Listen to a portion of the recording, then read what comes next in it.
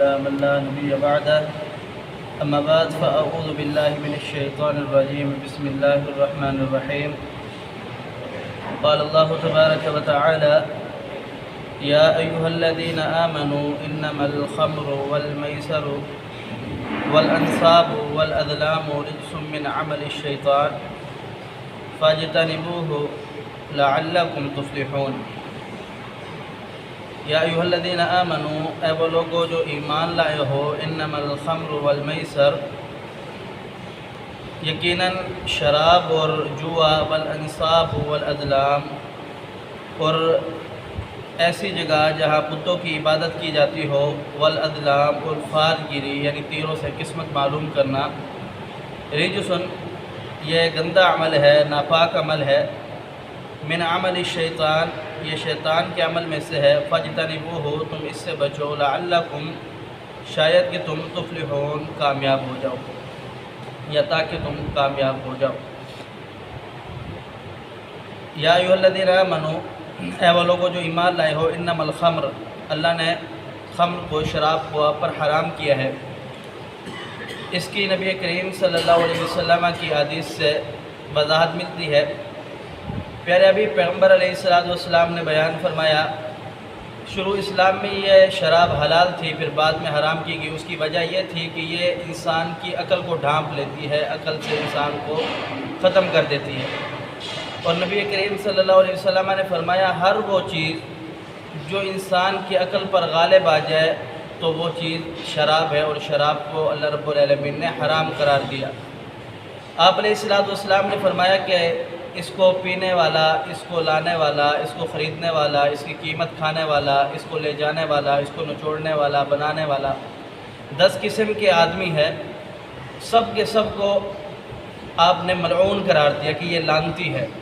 اور رسول اللہ صلی اللہ علیہ وسلم کی حدیث سے آپ علیہ السلام نے فرمایا کہ جو شخص اس دنیا میں شراب پیتا ہوا مرا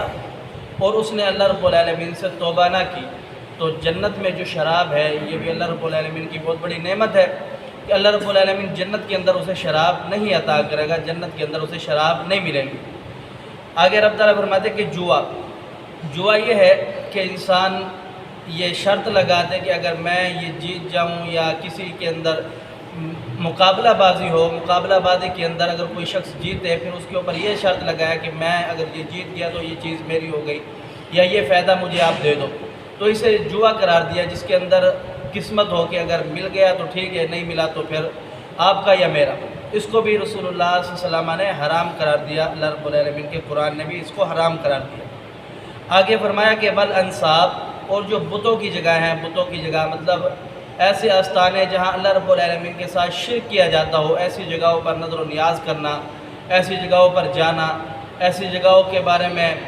کوئی ایسی جگہ وہاں پہ عبادت کرنا اس چیز کو بھی حرام قرار دیا جناب رسول اللہ صلی اللہ علیہ وسلم کے پاس ایک صحابی آیا آ کر کے عرض کرنے لگا اے اللہ کے رسول میں نے نظر مانی تھی کہ میں مقام بوانہ پر اب ایک اونٹ نہر کروں گا تو رسول اللہ صلی اللہ علیہ وسلم نے صحابہ کرام سے پوچھا کہ کیا یہاں پر کوئی ایسی جگہ ہے جہاں بتوں کی عبادت کی جاتی ہو صحابہ کرام نے فرمایا کہ یا رسول اللہ یہاں پر کوئی ایسی جگہ نہیں ہے فرمایا کہ کوئی یہاں پر ایسا میلہ ہو جہاں جو دور جاہلیت کا میلہ ہو جو پہلے لگتا ہو تو صحابہ کرام نے فرمایا نہیں کوئی ایسا میلہ نہیں ہے تو آپ علیہ السلام نے فرمایا اپنی نظر پوری کرو جس نظر کے اندر اللہ رب العالمین کی نافرمانی ہو وہ نظر کوئی فائدہ نہیں پہنچائے گی یا جو نظر آپ کی ملکیت میں ہی نہ ہو وہ نظر کا بھی اس نظر کا بھی کوئی فائدہ نہیں ہے فرمایا والازلام تیروں سے قسمت معلوم کرنا یہ مشرکین مکہ کا